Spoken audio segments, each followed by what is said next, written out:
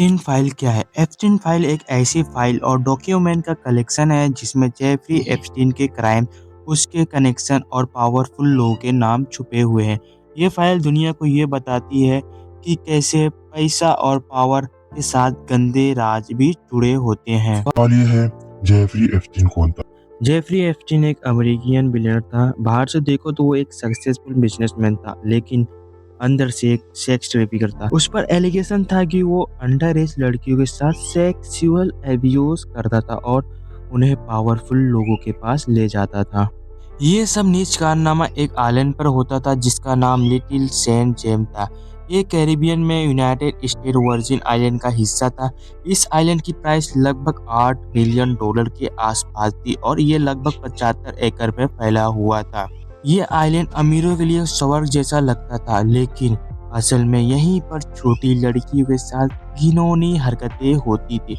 इन लड़कियों की एज ज्यादातर 13 से 15-16 के बीच में होती थी। सवाल यह है, इस आइलैंड पर आता कौन कौन था? इस आइलैंड पर बड़े बड़े सेलिब्रिटी, पॉलिटिकल लोग और अमीर बिलियनियर्स आते थे। इनमें कुछ नाम बार बार सामने आए हैं, जैसे ब्रिटेन के Prince Andrew, comedian Chris Tucker, scientist Stephen Hawking, Michael Jackson और डोनाल्ड ट्रंप। जेफरी एप्स्टीन पकड़ा कैसे जाता है? एप्स्टीन के आइलैंड पर यह सब गलत काम कई सालों से चल रहा था, लेकिन बहुत समय तक किसी को इसकी खबर नहीं पड़ी। फिर 2005 में एक छोटी सी कपलेट इस पूरे केस का ट्रिगर बन जाती है। मार्च 2005 में फ्लोरिडा के पाम बीच में एक 13 साल की लड़की और उसके पेरेंट्स लोकल पुलिस स्टेशन में कंप्लेन करते हैं। 13 साल की लड़की बताती है कि रॉयल पाम बीच में पढ़ने वाली उसकी एक क्लासमेट उसे एक अमीर इंसान के पास ले जाती है और कहती है कि मसाज करनी है, जिसके बदले उसे $200 से $300 मिलेंगे। जब वो लड़की वहाँ पहुँचती है तो देखती है कि एप्स्टीन सिर्फ टॉवल पहना हुआ होता है। वो लड़की से कहता है कि अपने कपड़े उतारो, फिर उसे उसके साथ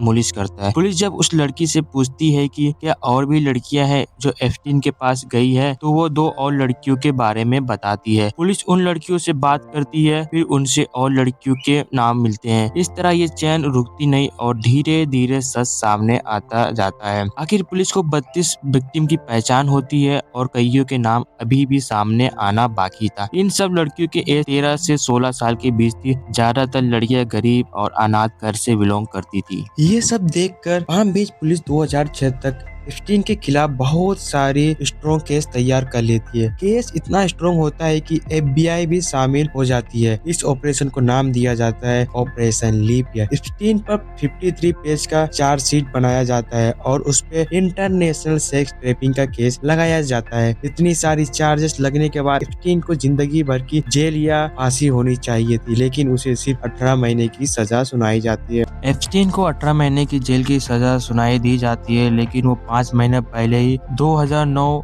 जुलाई को बाहर आ जाता है। ये सब पॉसिबल हुआ एक सीक्रेट डील का। ये सब के पीछे गवर्नमेंट के हाथ। यहाँ पर ऐसा लगता था विलेन जीत चुका है और जस्टिस हार चुका है। यही कहानी में एक ट्विस्ट आता है। एप्स्टीन के जेल से रिहा होने के बाद एक जर्नलिस्ट जिनका नाम जूली के ब्राउन था, उन्होंने ये ठान लिया था कि एप्स्टीन को बच के नहीं जाने दूंगी। उन्होंने 2009 के बाद से इस केस को क्लोजली फॉलो करनी शुरू कर दिया। कई सालों की इन्वेस्टिगेशन के बाद जूली अपनी फाइल पब्लिक करती है और बताती है कि कैसे गवर्नमेंट ने एप्स्टीन को बचाने में मदद की। जूली इस पूरे सिस्टम को नाम देती है परवर्जन्स ऑफ जस्टिस। इसके बाद मीडिया में भूकंप आ जाता है और पब्लिक फिर से डिमांड करती है कि एप्स्टीन पर दोबारा से जांच होनी चाहिए। इन्हीं प्रेशर की वजह से न्यूयॉर्क में फिर से इन्वेस्टिगेशन शुरू होती है। जुलाई 2019 में एप्स्टीन को फिर से अरेस्ट किया जाता है। इस बार सबूत बिल्कुल क्लियर होते हैं और लगता है इस बार एप्स्टीन को आसानी से 50 साल या उम्र कैद की सजा हो सकती थी। लेकिन कहानी में फिर से एक बड़ा ट्विस्ट आता है। एप्स्टीन जेल में अचानक खुदकुशी कर लेता है। ऑफिशियल रिपोर्ट के मुताबिक एप्स्टीन ने अपनी बेडशीट से खुदकुशी की, लेकिन लोग इस बात को आज तक नहीं मान पाते हैं क्योंकि उस वक्त जेल का CCTV कैमरे में टेक्निकल इशू था और एप्स्टीन की मौत का कोई वीडियो प्रूफ नहीं मिल